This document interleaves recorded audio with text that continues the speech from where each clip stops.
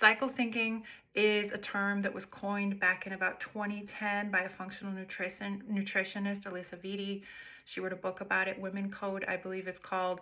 And basically, this was such a awakening for women when we started learning about this, because what cycle syncing tells us is that we're not the same all month long, right? So I want you to think of the moon. The moon goes through 4 phases every month, right? And we expect that. We know that it has a 28-day cycle, and we know, there's going to be a new moon, there's going to be a waxing moon or waning moon, full moon, waxing moon, and then new moon again, right? It does the same cycle every single month.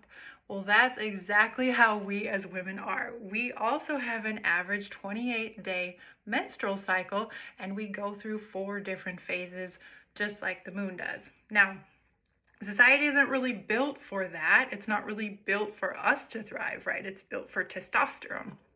Men, on the other hand, they get testosterone every 15 minutes.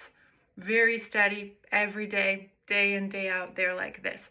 Whereas for us ladies, if you were to look at a graph of what our hormones are doing throughout the month, it would be a bunch of peaks and dips. And there's sometimes when estrogen is rising and peaking and then she dips. There's times when progesterone is rising and peaking and then she dips. And there's even a time when we get a peak of testosterone during our ovulation. Now, I want you to think of each of these hormones as having different personalities. And because they have different personalities, they have different needs, right? Like, you're kind of different. Think of it like you and your friends.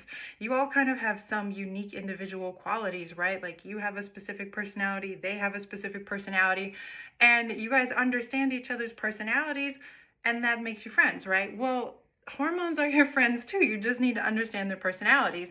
So that's the beauty of cycle syncing, is we as women, we all go through the same pattern like the moon. It might seem like a lot when you first think about it, but it's pretty simple, right? The moon does the same thing every single month. So do we.